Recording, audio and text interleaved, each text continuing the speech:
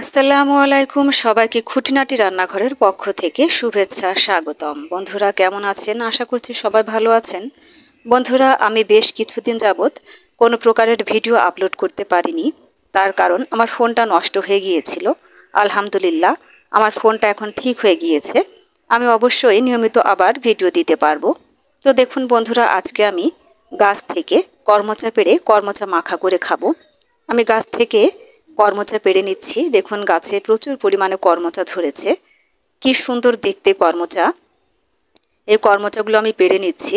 একটি ডালার মধ্যে আমি বেশ কয়েকটা করমচা পেড়ে নিব এবং আজকে আমি এটা মাখা করে খাবো। তো বন্ধুরা দেখতে থাকুন আমি কিভাবে করমচা মাখা করে খাবো আজকে। আপনারাও এভাবে করমচা মাখা করে খেয়ে দেখবেন, খেতে কিন্তু অনেক বেশি টেস্টি হবে।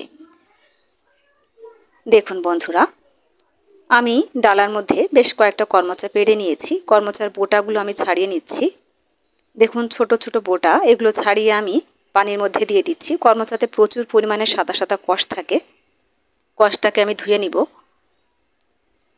এভাবে একটা একটা করে করমচার বোটা আমি ছাড়িয়ে পানির মধ্যে দিয়ে দিচ্ছি।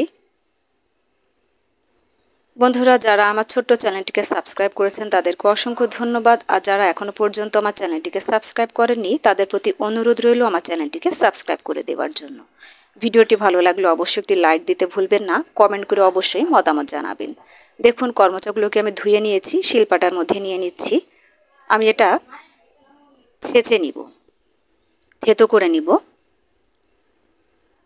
এই করমচা মাখাটা খেতে কিন্তু অনেক বেশি টেস্টি হবে।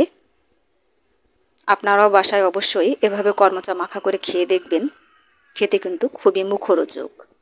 এখন প্রচণ্ড পরিমাণ গরম পড়েছে, এই গরমের দিনে এভাবে করমচা মাখা করে খেতে কিন্তু দারুণ লাগে।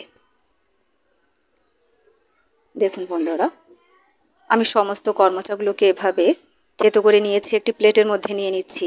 আমি এখানে 2টা শুকনা মরিচ পুড়িয়ে রেখেছিলাম, লবণের সাথে ভালোভাবে হাত দিয়ে ডলে নিচ্ছি।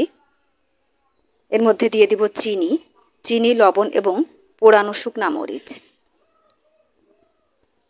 চিনি দিয়ে ভালোভাবে শুকনা মরিচ লবণ একসাথে ভালোভাবে মেখে নিচ্ছি করমচার সাথে। দেখলেই কিন্তু জিভে পানি চলে আসে করমচা মাখাটা। আপনারাও বাসায় ট্রাই করবেন, দেখবেন খেতে কিন্তু বেশি টেস্টি হবে। তো বন্ধুরা আমি একটু চেখে দেখছি কেমন হয়েছে। খুবই টেস্টি হয়েছে বন্ধুরা, টক মিষ্টি ঝাল করমচা খুবই সুস্বাদু খেতে। বন্ধুরা আজ আর নয়, আবারও দেখা হবে অন্য কোনো দিন নতুন কোনো ভিডিও নিয়ে। আল্লাহ হাফেজ।